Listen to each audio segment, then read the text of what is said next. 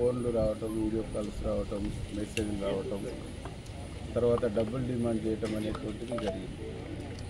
నేను పోలీసు వాళ్ళకి ఎందుకు రిపోర్ట్ చేసిందంటే, రాష్ట్రంలో ఉండేటువంటి ఏ వ్యక్తికైనా ఇట్లాంటి ఫోన్లు వచ్చినప్పుడు మీరు అప్రమత్తమై రిప్లై ఇవ్వకుండా ఆ ఫోన్ మాట్లాడాలనేటువంటి ఉద్దేశంతో మీరు మాట్లాడుతూ వారు వల విసిరినటువంటి అంశాలలో మీరు తెలుసో తెలియకో అందులోకి వెళ్ళి బాధపడకుండా, డబ్బులు పోగొట్టుకోకుండా అప్రమత్తంగా ఉంటూ సంబంధించినటువంటి మీ ఏరియాలో ఉండేటువంటి పోలీసు వాళ్లకు రిపోర్ట్ చేయాలని చెప్పేసి నేను విజ్ఞప్తి చేస్తాను.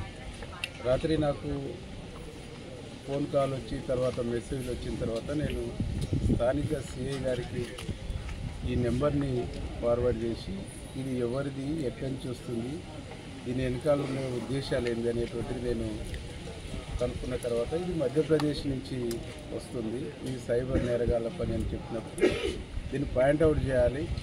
నాకే కాదు ఎంతమందికి వస్తుందో చాలామంది బయటికి చెప్పుకోలేకపోవచ్చు. చాలామంది సైబర్ నేరగాళ్ల బారిలో పడి తన కుటుంబాన్ని, ఆర్థిక స్థితిని నాశనం చేసుకునేటువంటి ఒక పరిస్థితి ఉంటుంది. కాబట్టి దీని నుంచి అవగాహన